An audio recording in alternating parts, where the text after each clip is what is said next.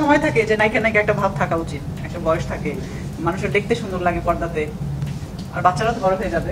তো এটা আসলে দেখতে ভালো লাগবে না যে আমার মা মিডিয়াতে কাজ করছে বা এটা উমরা থেকে ফিরে অভিনয় ছাড়ার সিদ্ধান্ত বর্ষার। ঢালিউড চিত্রনায়িকা আফিয়া নুসরাত বর্ষা শোবিজের পাশাপাশি নিজের ব্যক্তি জীবন নিয়েও ব্যস্ত। ধর্মীয় আচার রীতিও পালন করেন নিয়মিত। সদ্যই উমরা হজ পালন করতে মক্কায় গিয়েছিলেন, আর সেখান থেকে ফিরেই বড়সড় সিদ্ধান্ত নায়িকার। গত বৃহস্পতিবার চিত্রনায়ক অনন্ত জলিলকে সঙ্গে নিয়ে এক সংবাদ সম্মেলনের আয়োজন করেন বর্ষা।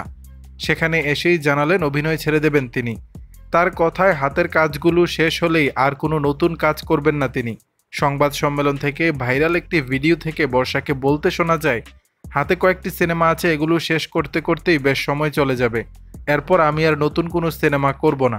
কেন কাজ করবেন না এমন প্রশ্নের জবাবে বর্ষা বলেন, আমি খুব বাস্তববাদী, ফলে আমি বাস্তবতা মাথায় রেখে চিন্তা করি।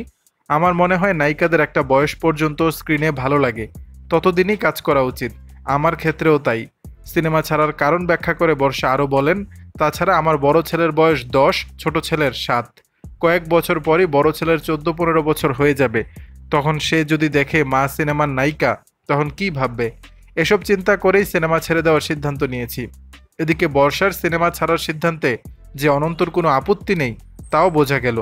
এ সময় সঙ্গে থাকা অনন্ত জলিল বলেন, এখন যারা আমাদের দেশে নায়িকা হিসেবে কাজ করছেন তাদের অনেকের চেয়ে বর্ষার বয়স কম, তাও সে কথা বলছে। দর্শক, বিষয়টি নিয়ে আপনাদের মতামত জানাবেন নিচের কমেন্ট বক্সে।